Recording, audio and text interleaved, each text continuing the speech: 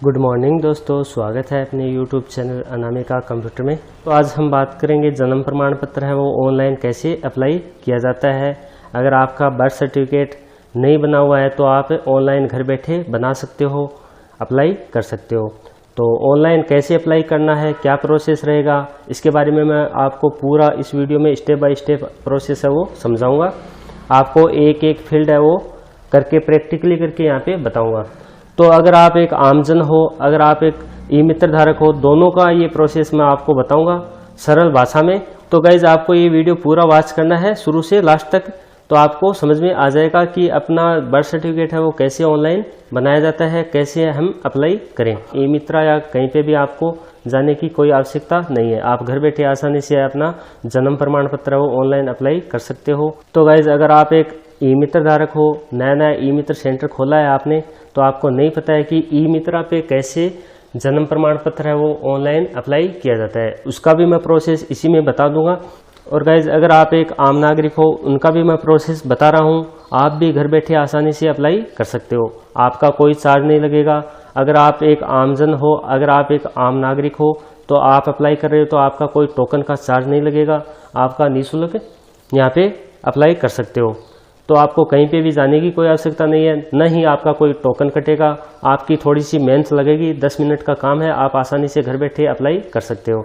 अगर आप एक ई मित्र धारक हो, आपने अगर एक ई मित्र ले रखा है और आपके पास कोई भी क्लाइंट आता है बोलता है मेरा बर्थ सर्टिफिकेट बना के देना है, तो आप कैसे बनाओगे ये प्रोसेस भी मैं अभी आपको बता देता हूँ।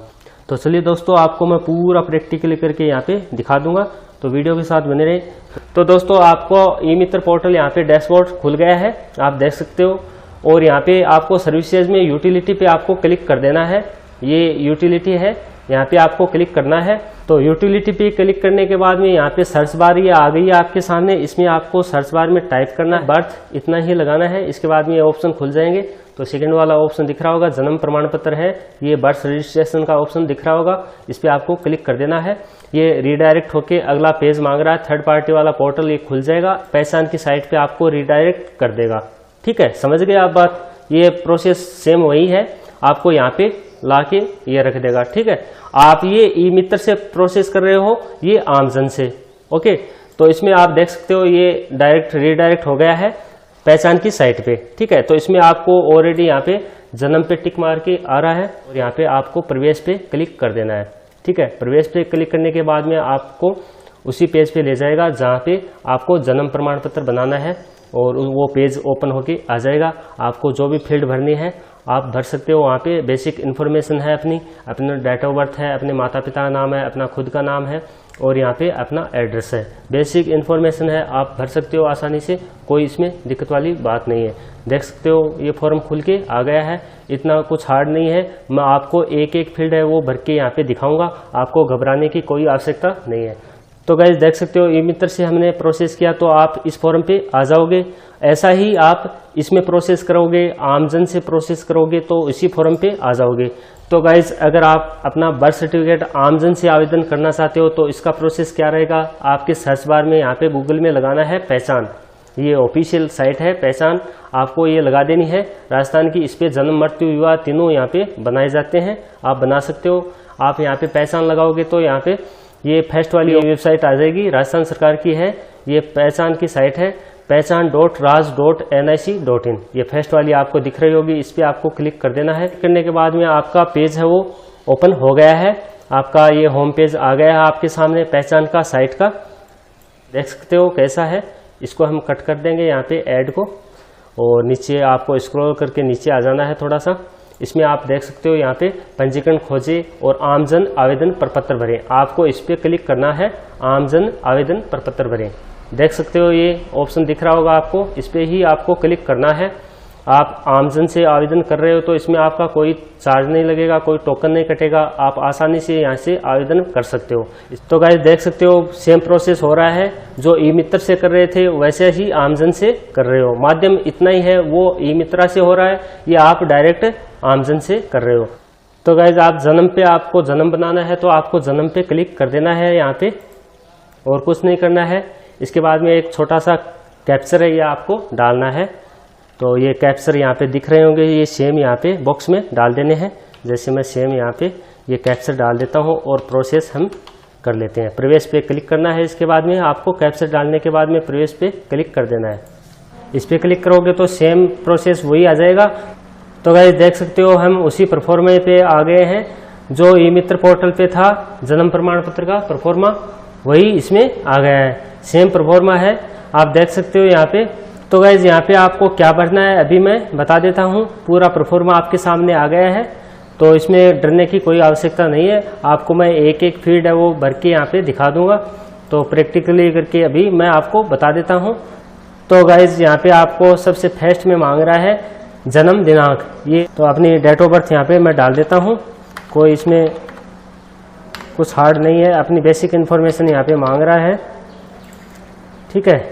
इसके बाद में सेकंड वाला ऑप्शन मांग रहा है लिंग। अगर आप मेल हो तो मेल पे पहले से ही ऑलरेडी यहाँ पे देख सकते हो पुरुष पे टिक था, और अगर महिला का बना रहे हो अपना जन्म प्रमाण पत्र तो यहाँ पे महिला चूज कर लेनी है, ठीक है। तो मैं पुरुष का बना रहा हूँ तो पुरुष पे आपको क्लिक कर देना है। उसके बाद में आपका शिशु का नाम यहाँ पे हिंदी में मांग रहा है, तो मैं लैंग्वेज यहाँ से सिलेक्ट कर लेता हूँ हिंदी, और इसके बाद में यहाँ पे हिंदी में डाल देता हूँ। यहाँ पे शिशु का नाम है महेश, ठीक है। इसके बाद में पूछ रहा है शिशु के पिता का नाम हिंदी में, तो पिता का नाम भी हम डाल देते हैं,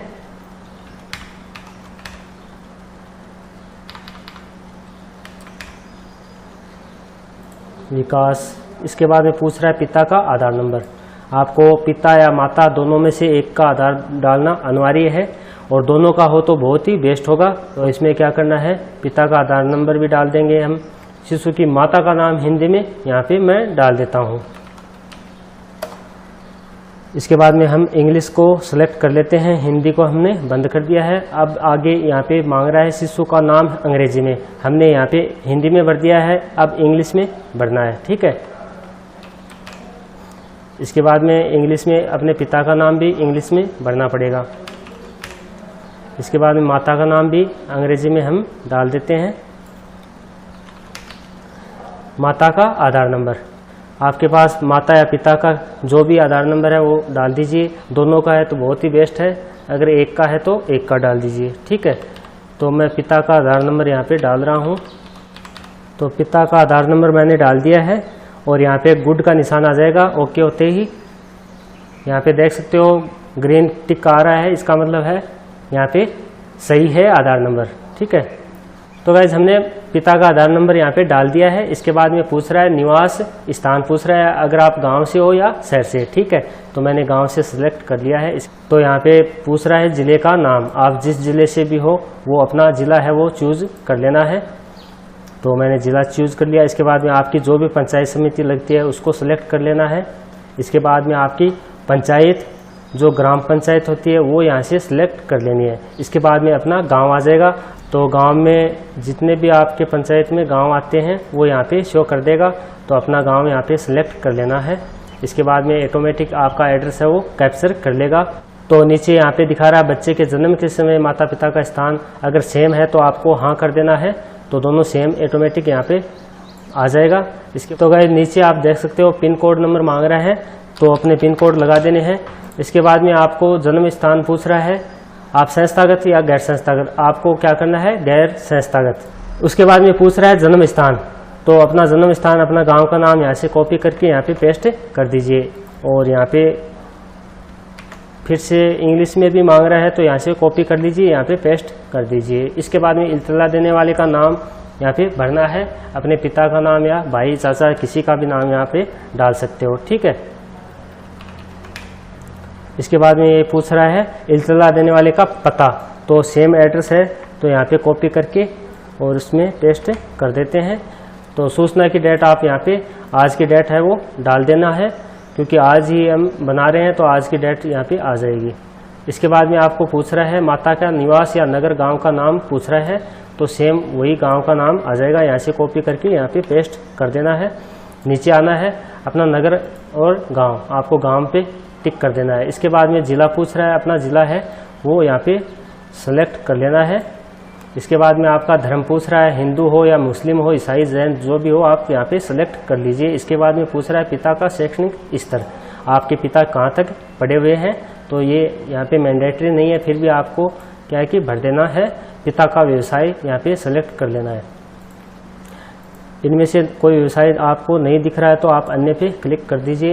यहाँ पे ये मैंडेटरी है। 16 नंबर पे दिखा रहा है विवाह के समय माता की पूर्ण आयु। तो विवाह के समय माता की पूर्ण आयु कितनी थी, तो यहाँ पे आपको भर देनी है।